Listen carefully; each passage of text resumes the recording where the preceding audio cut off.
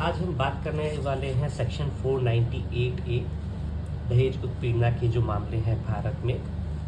बहुत ही famous section है क्योंकि मैं लॉ का पढ़ाई कर रहा था, सो मैंने सोचा कि बहुत ही आजकल चर्चित सेक्शन है। रिसेंटली अतुल सुभाष का बहुत फेमस केस रहा, फिर फेमस आईपीएस ऑफिसर जिन्होंने फॉल्स केस किए एंड अपनी पावर का मिसयूज़ करते हुए क्रूएलिटी किया, एंड फिर सुप्रीम कोर्ट ने उन्हें आदेश दिया कि वह माफ़ी मांगे, जबकि सुप्रीम कोर्ट का एक्शन होना चाहिए था इस पे कि उन्हें तो नौकरी से निकाल दिया जाए, बट ऑनरेबल सुप्रीम कोर्ट ने जो डायरेक्शन दी सबको मानना होगा। उन पे ऐसा कोई कड़ा एक्शन नहीं लिया गया, सिर्फ माफ़ी मांग के छोड़ दिया गया, इतनी मिसयूज़ ऑफ पावर के बावजूद भी। एंड रिसेंटली ग्रेटर नोएडा में जो एक लेडी का डेथ हुआ, उस पर अभी चल ही रहा है इन्वेस्टिगेशन। सो इन पे अधिक जानकारी के लिए स्टैटिस्टिक्स ज़रूरी है। हमने कहा चलो नंबर्स पे देखते हैं कि क्या रहा, and because of this I file multiple RTIs, right to information, जो हमें बहुत रिप्लाई मिले। दिल्ली पुलिस, मैंने दिल्ली पुलिस में ही डाला सभी डिस्ट्रिक्ट पे, तो ये जनकपुरी से रिप्लाई मुझे मिला, ये रोहिणी डिस्ट्रिक्ट से मिला, Sarita Vihar south east district, Ashok Vihar and बहुत जगह से। सो आप देखेंगे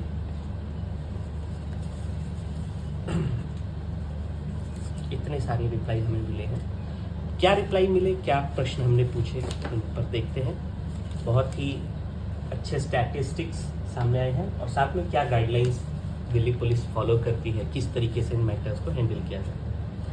पहला बात करते हैं, ये है नानकपुर का, जहाँ पे 2020 से लेकर 2025 में पहला प्रश्न था कि 2020 से लेकर 2025 तक में, जो 31 जुलाई 2025 तक कितने मामले आपके पास 498 के रजिस्टर्ड हुए हैं। तो इनके पास हुए 386 मामले रजिस्टर हुए हैं। Number of cases under investigation 91 investigation में चल रहा है अभी भी। जो कोर्ट में भेज दिए गए gone for trial 295 out of 386, 295 court भेज दिए गए हैं, जिसमें कोर्ट ने अभी तक किसी एक को भी गुनाहगार नहीं पाया है। पिछले 5 साल में कोई एक भी गुनाहगार नहीं मिल पाया है out of 386 complaints FIRs। Quash हो गए 72। क्वॉश का हो गया मतलब कि ये बेबुनियाद रहे होंगे, ये इसमें कोई भी एकदम निराधार रहे होंगे, झूठे हो सकते हैं। परेशानी क्या होती है, जो 72 क्वॉश हुए ना, ये जो फॉल्स केस है इस पे कोर्ट एक्शन कम लेता है। अगर इस पे भी एक्शन लेना शुरू करें ना, कि अगर आपके फॉल्स केस अगर कोई भी कर रहा है, मैं कर रहा हूँ, लड़का कर रहा है, लड़की कर रही है, कोई भी without biasness to the gender, ये जो गलत केस होते हैं ना, अगर इस पे भी पेनल्टी एंड पनिशमेंट होने लगे ना, तो ये सारा जो business of false narrative and false cases है ना, ये बंद हो जाए। अब पिछला रहा, ये रहा आपका नानकपुर का। इसमें साथ में एक चीज़ और कहते हैं कि क्या गाइडलाइंस फॉलो करते हैं। स्टैंडिंग ऑर्डर जो है SPUAWC/04/2024, जो दिल्ली पुलिस की वेबसाइट पे भी आपको मिल जाएगा ऑनलाइन, ये हमारे पास है, अभी हम आपको दिखाएंगे। सो इसको देखा जाएगा, ये गाइडलाइन ये फॉलो करते हैं। प्रोसीजर जो फॉलो करते हैं, जो सुप्रीम कोर्ट का डायरेक्टिव था Arnesh Kumar versus state of Bihar judgment का, बहुत ही फेमस जजमेंट है, एक बार आप देख सकते हैं, जो भी लॉ की पढ़ाई कर रहा है उसको ज़रूर देखें। बहुत ही फेमस जजमेंट है जो गाइडलाइन देता है कि कैसे इन मैटर्स को हैंडल किया जाए, because lot of cases are false, misuse भी है, और बहुत सारे केसेज जो जेन्युइन भी हैं, तो उनको कैसे देखा जाए वो ये जजमेंट बताता है। सुप्रीम कोर्ट का जजमेंट है Arnesh Kumar versus state of Bihar. जो टोटल केस जो भी फाइल होते हैं, 386 केस जो भी फाइल हुए हैं, सारे सबसे पहले मीडिएशन या काउंसलिंग के लिए भेजे जाते हैं। जो मीडिएशन सेंटर्स होते हैं दिल्ली में, या फिर CAW cell, crime against women cell होते हैं, वहाँ पे जाते हैं, फिर वो मीडिएशन में जाते हैं, कई बार कंसिलेशन में भी जाते हैं, जो बातचीत करके सुलझाने की कोशिश करते हैं। क्योंकि आज के डेट में क्या हो गया कि किसी को हल्का सा भी गुस्सा है ना, तो सीधा केस डाल देते हैं। तो कई बार ऐसा पाया गया कि because of very strict guidelines, जो कमज़ोर वर्ग या फिर कह लीजिए कि सेफ्टी के लिए बनाया गया ना, उनका मिसयूज़ हो जाता है, एंड आप उस गाइडलाइन को यूज़ कर लेते हैं, आप उन सेक्शंस को यूज़ कर लेते हैं, बाद में पता चलता है कि सिर्फ समय वेस्ट किया आपने, आपको गुस्सा आ गया। तो कई बार उसके लिए बातचीत करके भी सुलझाया जा सकता है। दैट्स वाई CAW सेल्स होते हैं, मीडिएशन सेंटर्स होते हैं। अब ये हम दूसरी बात करते हैं, ये जनकपुरी डिस्ट्रिक्ट का है। यहाँ पे क्या रहा, 1181 केस टोटल रजिस्टर किए गए 2020 से 2025 में, जिसमें 139 पे इन्वेस्टिगेशन चल रहा है, 950 अभी ट्रायल पे है, एक मिला है कन्विक्ट जिसको गुनाहगार मिला है, 1181 में एक, आई थिंक ये तो 0.1% के आसपास चले गए, 0.1%, 99.99 लगभग अभी 2020 से 25 तक कोई एक्शन नहीं हो पाया वहाँ पे। 6 एक्विट हो गए, मतलब इन्होंने नहीं किया था और कोर्ट ने इन्हें बाइज्जत बरी कर दिया अभी, और 130 मामले जो बिल्कुल झूठे पाए गए। तो 1181 में एक कन्विक्ट, 6 एक्विटेड एंड क्वॉश हो गए जो निराधार थे, 130 झूठे मामले। 130 के अगेंस्ट में कोई एक्शन हुआ हो तो बहुत अच्छी बात है, वो हमने प्रश्न भी नहीं पूछा तो उसका उत्तर भी नहीं है। बट ये 130 पे अगर आपने एक्शन लिया होता ना, जो निराधार है और जो एक्विट हो गए हैं जिसमें गलत केस किया है, तो ये ना इतना नंबर ही नहीं हो पाता, मुझे ऐसा लगता है। फिर सेम वही बताया गया है कि SPUWAC/04/2022 एंड 2024 की गाइडलाइंस हम फॉलो करते हैं। अब ये तीसरा देखते हैं, ये है जनकपुरी का डिस्ट्रिक्ट का, इन्होंने रिप्लाई दिया है कि ये सेम है, 2 बार आया है रिप्लाई। तो 139 इन्वेस्टिगेशन सेम आप देख सकते हैं, तो 30 क्वॉश। ये है नानकपुर का, 378 केसेस जो है वो रजिस्टर किए गए, जिसमें से 91 पे इन्वेस्टिगेशन चला है, 223 ट्रायल पे गए, एक भी कन्विक्ट नहीं मिला, नील, एंड 69 वॉश कर दिए गए।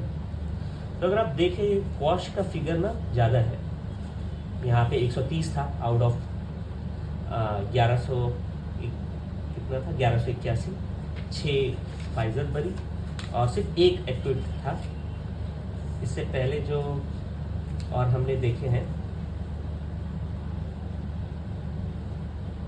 तो ये बहुत ही टाइम टेकिंग प्रोसीजर है, ये कहा जा सकता है 5 साल में एक भी कन्विक्ट नहीं मिल पाया।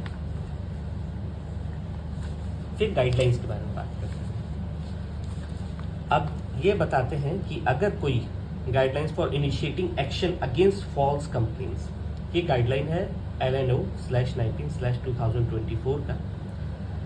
अब गाइडलाइन ज़रूर है, एक्शन तो सुप्रीम कोर्ट ने भी इतना ज़्यादा नहीं लिया है, कम ही केसेस में लेता है, नहीं तो IPS ऑफिसर के ऊपर भी स्ट्रिक्ट एक्शन दिए गए थे। सिर्फ एक माफ़ीनामा तो बहुत ही कम मुझे ऐसा लगता है, बशर्ते कुछ और एक्शन लिए जा सकते थे। फिर roles and responsibility of special police unit for women and children SPUWAC की गाइडलाइन जो है मैट्रिमोनियल डाउरी केसेस में, and direction related to arrest in pending investigation case, वो है 38/2024।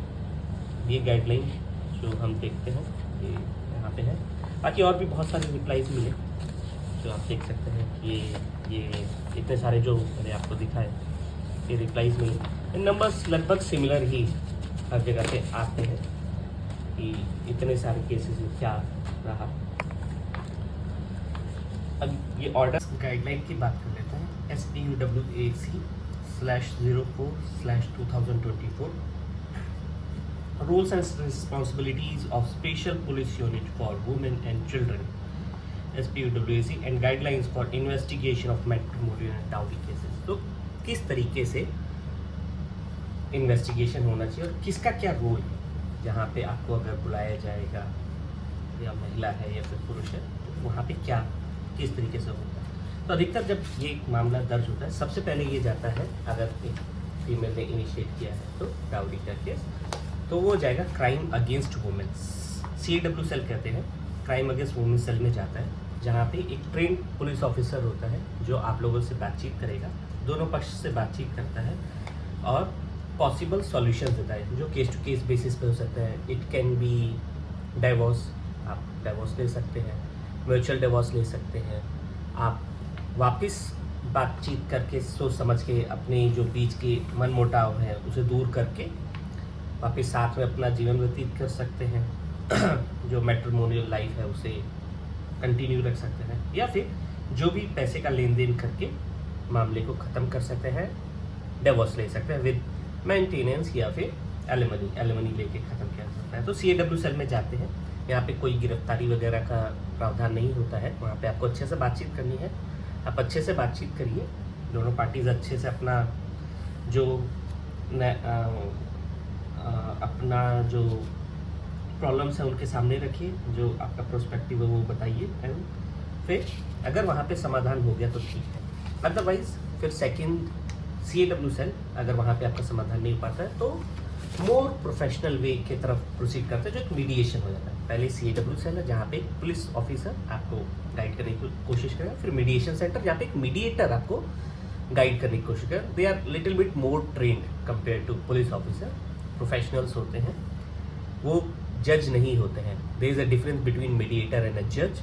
सो मीडिएटर आपको बातचीत करके आपको सलाह दे सकता है, एक तरीके से आप कह सकते हैं, बट आपको डायरेक्शंस नहीं दे सकता, आपको कंपेल नहीं कर सकता कि आप ये चीज़ करिए, आपको सलाह दे सकता है। दोनों पार्टी अगर एक डिसीजन पे पहुंचते हैं तो ही वह चीज़ मान्य होगी, अदरवाइज वो आपको डायरेक्शंस नहीं दे सकता। A mediator can not be a जज, he is not equivalent to a जज।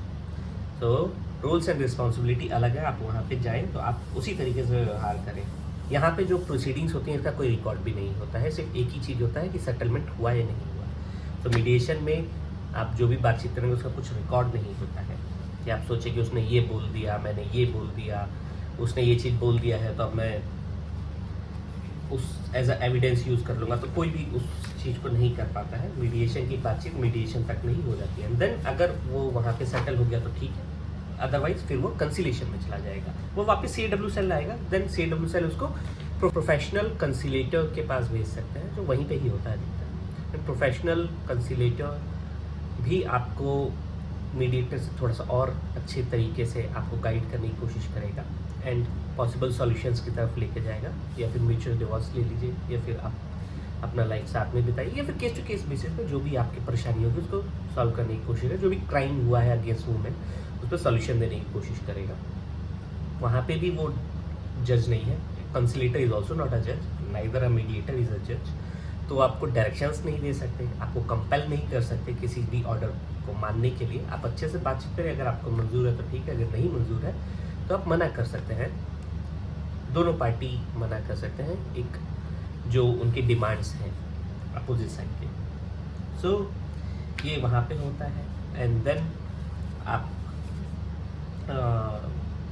ये भी फेल हो जाता है तो CAW सेल उसको रिकमेंड कर देता है to the nearest police station कि आप इस, क्योंकि सेटलमेंट नहीं रीच हो पाया है, बातचीत से कुछ समाधान नहीं निकला है, तो आप इसको FIR में कन्वर्ट कर दीजिए, एंड देन FIR फाइल होगा एंड मैटर कोर्ट में चलेगा। FIR फाइल होगा, उस पर चार्जशीट बनेगी, इन्वेस्टिगेटिंग ऑफिसर IO कहते हैं, वो पूरा मैटर को देखेंगे, समझेंगे, and then file a charge sheet in to the court and आपका मैटर चलेगा कोर्ट में 498 का।